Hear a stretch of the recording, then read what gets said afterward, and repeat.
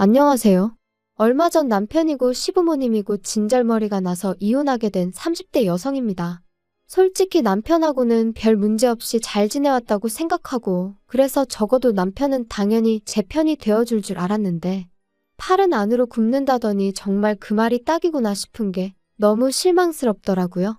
그리고 막말로 남편 하나 보고 한 결혼이었는데, 남편이 이렇게 나오면 더 이상 같이 사는 게 무슨 의미가 있나 싶대요. 그래서 남편한테 그렇게 네 식구만 중요하면 네 식구랑 살으라고, 나 괴롭히지 말라 하고 이혼하자 했죠. 남편하고는 좀 이상하게 들릴지도 모르겠지만 소개팅 어플로 알게 된 사이예요. 사실 제가 워낙 숫기도 없고 낯을 많이 가리다 보니 연애하기가 쉽지가 않더라고요. 아니, 좀 더 정확히 표현하자면 좀 가까워지면 안 그런데 유난히 첫 만남이 어려운 타입이라고 해야 할까요? 게다가 제가 또 여중여고 여대를 나와서는 회사마저 압도적으로 여직원이 많은 곳에 다니고 있다 보니 한마디로 남자 만나기가 하늘의 별 따기였죠. 그래서 하루는 아는 언니랑 퇴근길에 맥주 한잔 하면서 반쯤 농담으로 신세 한탄하듯 이런 이야기를 했더니 언니가 자기는 남자친구를 소개팅 어플로 만났다더라고요. 깜짝 놀랐죠. 그래서 언니는 운이 좋았던 거라고, 그러다 괜히 이상한 사람한테 잘못 걸리면 어쩌려고 그랬냐니까. 그게 아무나 가입할 수 있는 건 아니고 학력, 직장 그리고 자기소개서 같은 별의별 자료를 다 내야 된다는 거예요. 그러면서 오히려 지인들 통해서 하는 소개팅보다 부담도 없고 좋다며 저더러 한번 가입해보라고 혹시 누가 아냐 그러는데, 앞에서는 어우 됐어요 했지만 솔직히 좀 솔깃하긴 하대요. 그래서 그 만남이 있고 며칠 지나서 반신반의하는 마음으로 핸드폰에 어플을 설치했네요. 가입하고 한 일주일쯤 됐을 때 남편한테 쪽지가 왔어요. 사진이 너무 자기 스타일이라는 고리타분한 인사말과 함께요. 그리고 솔직히 어플 설치하고 나서 그런 비슷한 쪽지를 여러 차례 받았던 터라 그때도 그냥 넘기려고 했는데, 남편 사진을 보니까 웃는 게 사람이 뭔가 인상이 서글서글해 보이는 게 눈길이 가더라고요. 그래서 답장을 했고 쇳불도 당김에 빼랬다고 이튿날 바로 만났죠. 그런데 더 신기했던 건 이미 핸드폰으로 몇 차례 대화를 주고받았어서 그런가 그렇게 어색한 것도 없고 꼭 알고 지내던 사람을 만난 것 마냥 마음이 편한 거예요. 뭐 다 끝난 마당에 이런 이야기가 무슨 소용인가 싶지만 좋았던 시절도 분명 있긴 했어요. 아무튼 이후로 저희는 2년을 사귀었고 사귀는 동안 적어도 저희 두 사람 사이에는 큰 문제가 없었습니다. 하지만 그럼에도 불구하고 때때로 서로 마음이 상하는 경우가 있었는데 그건 남편의 하나뿐인 여동생 바로 신우 때문이었죠. 일단 저희 신우에 대해서 이야기를 하자면 저희 남편하고는 10살 차이, 저하고는 8살 차이로 솔직히 제 사촌동생보다도 어리고, 하지만 물론 단지 어리다는 그 사실 자체가 문제가 되는 건 아니에요. 제가 말하기 껄끄러워하는 진짜 이유는 시부모님이나 남편은 신우가 나이에 비해 생각이 깊고 행동도 조심스럽다 했지만 제가 보기엔 솔직히 여우가 따로 없었거든요. 제가 앞서 말씀드렸다시피 여중여고 여대의 여자가 많은 회사를 다닌다고 했잖아요. 그래서 자랑이 아니라 딱 보인단 말이죠. 하지만 제가 그렇다고 그런 신우를 미워했냐 하면 절대 아닙니다. 오히려 남편 동생이니까 선을 좀 넘어도 말을 좀 막 해도 못 본 척 못 들은 척 눈 감아주기가 일쑤였지요. 하지만 그런 일이 반복되니까 나중엔 할 소리 못할 소리 아예 분간을 못하더라고요. 심지어 한 번은 시부모님도 계신 자리에서 제 미간을 들먹이며 언니 어렸을 때 혹시 어디 아팠냐? 왜 지능이 좀 부족한 사람들이 미간이 넓지 않냐는 들어보도 못한 헛소리를 짓거린 적도 있어요. 그리고 그렇게 신우가 선을 넘으면 어머님 아버님이라도 한 소리 따끔하게 하셨어야 하잖아요. 그런데 오히려 두 분이 막 웃으시더니 우리 딸은 눈썰미도 좋다며 저한테 너 혹시 정말 그런 거 아니지?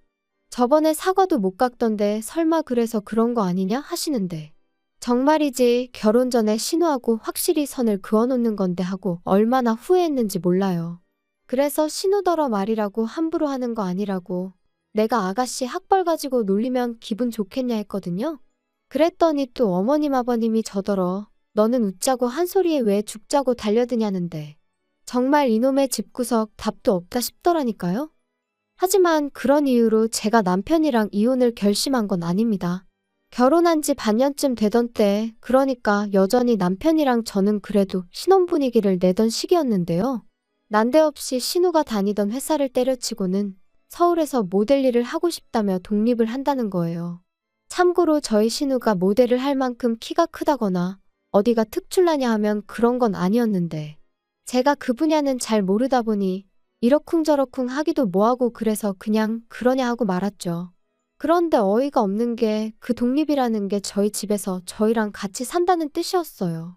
어머님이 연락을 해오셔서는 신우가 서울에 살겠다고 하는데 여자 혼자 살게 할 순 없으니 저희더러 데리고 있으라셨거든요. 저는 고민하고 말고 할 것 없이 안 된다고 했어요. 신호는 둘째치고 그냥 신우라는 사람을 제가 감당해낼 자신이 없다면서요. 하지만 어머님은 막무가내셨습니다. 왜 살아보지도 않고 싫다고 하냐. 너는 결혼했으면 신우도 가족이다 생각해야지 네 동생이어도 이랬겠냐.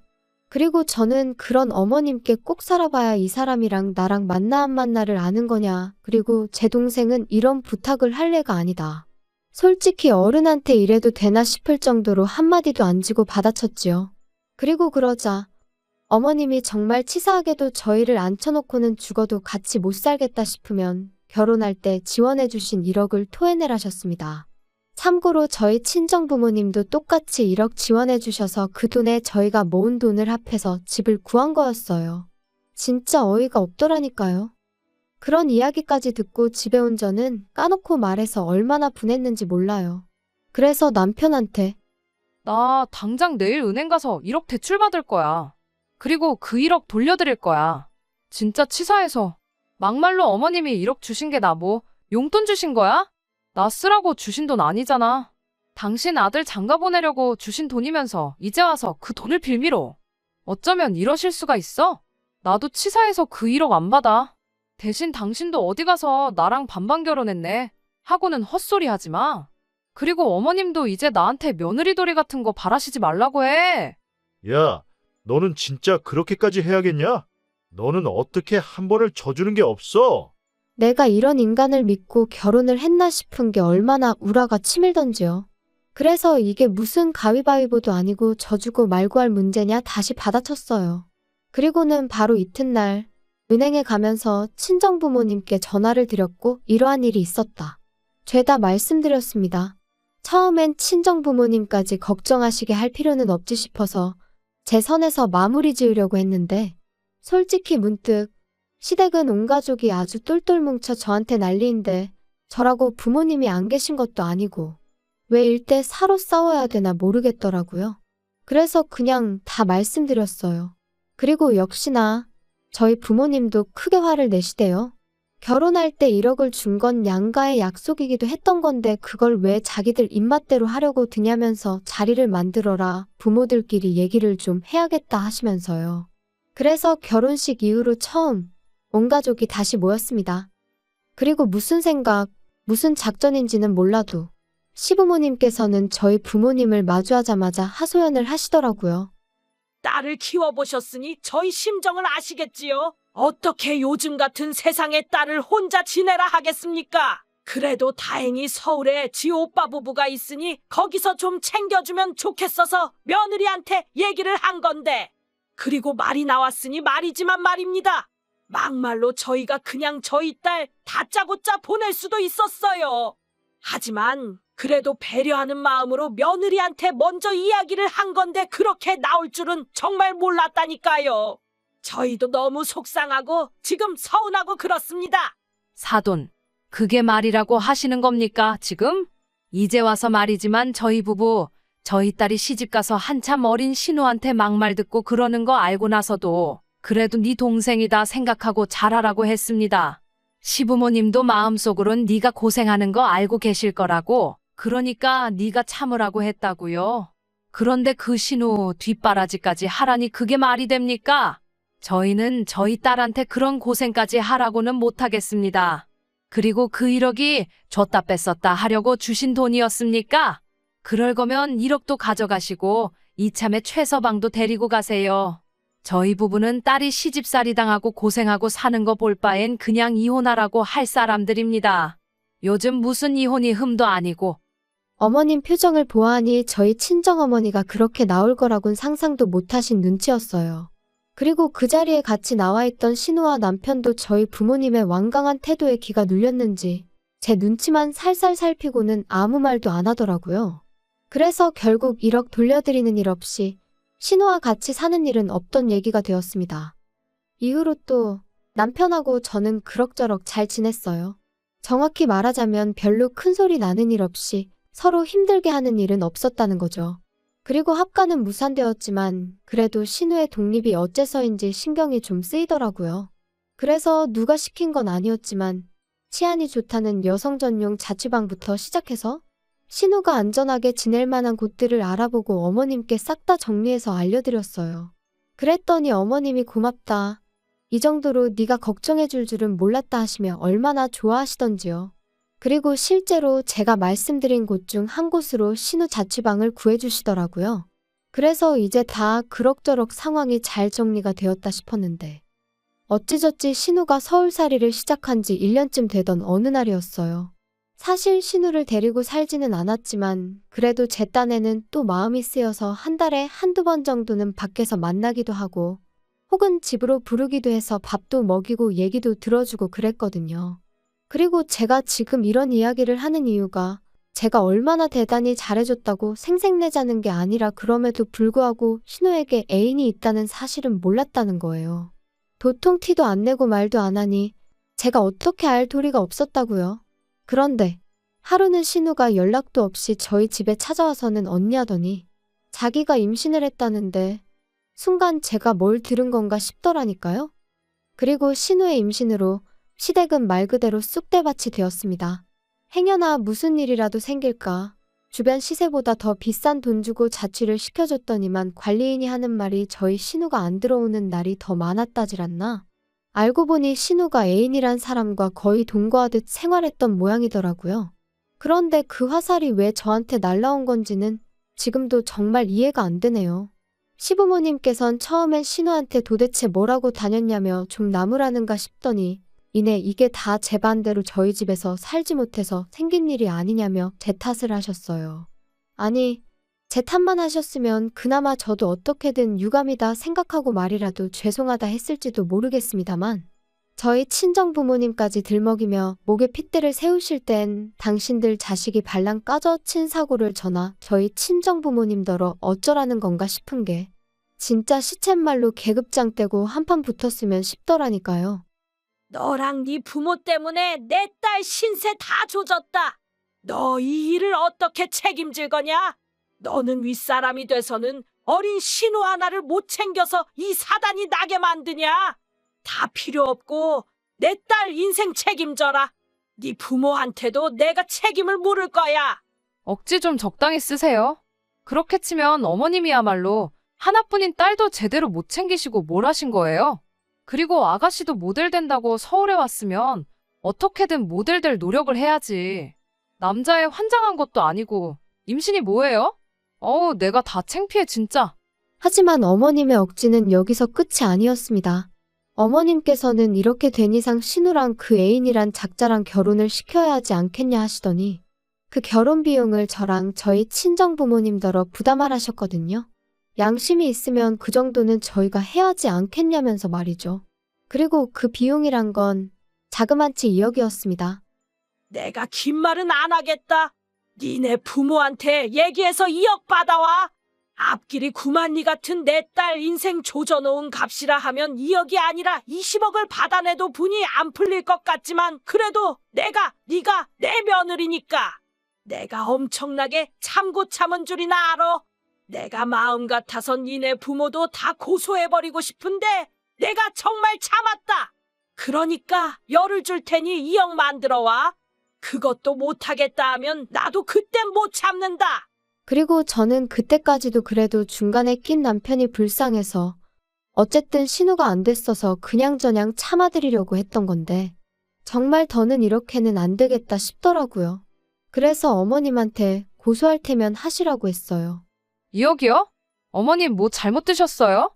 진짜 어이가 없네요. 고소요? 하세요 그럼. 하고 싶은 건 하셔야지. 참았다 병나면 어떡해요. 대신 저도 저희 부모님도 그땐 이렇게 말만 하고 있지는 않을 겁니다. 때도 적당히 쓰셔야지.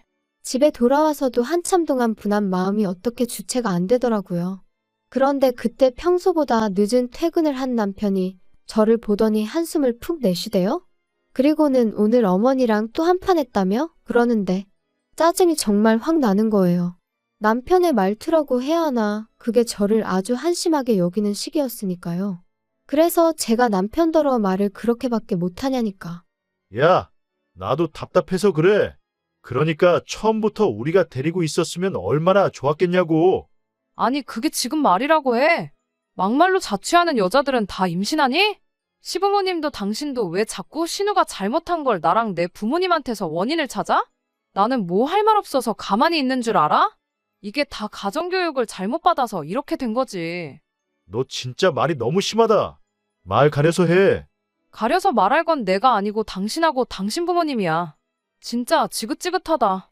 오늘은 당신 부모님이 나더러 친정 가서 2억 받아오라더라? 신우 인생 조져놨으니까 위로금으로 받아야겠대.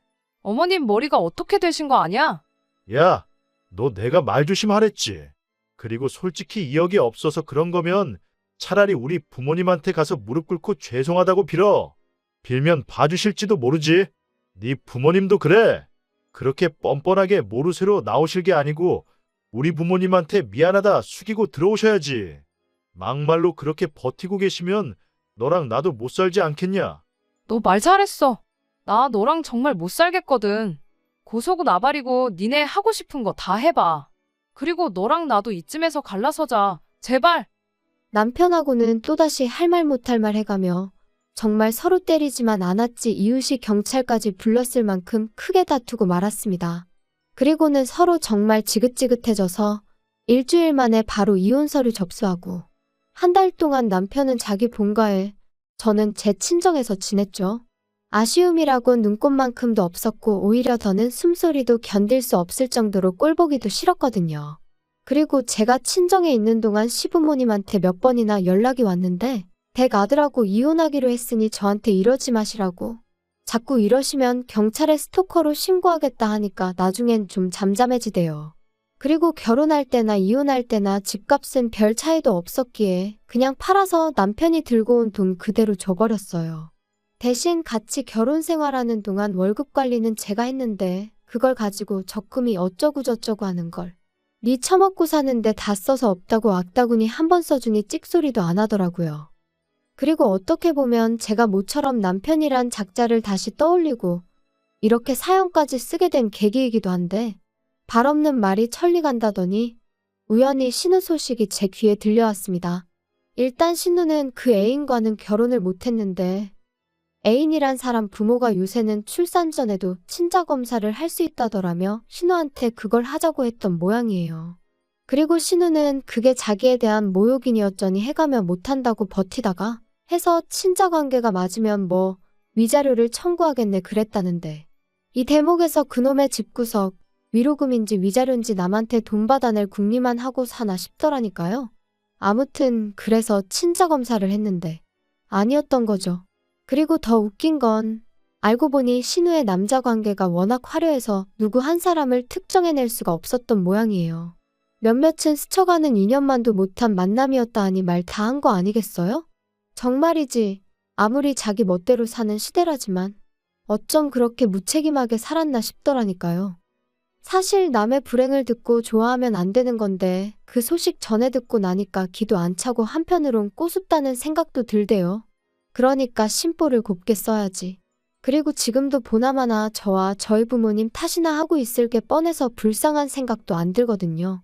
아무튼 뭐 이제 남편도 본가로 돌아갔겠다. 시부모님이고 남편이고 온 가족이 들러붙어 신우 뒤치다꺼리나 해주면 딱 되겠네요. 혹시나 이 사연을 듣게 된다면 축하한다고 꼭 말해주고 싶어요. 축하해, 한번 잘 살아봐.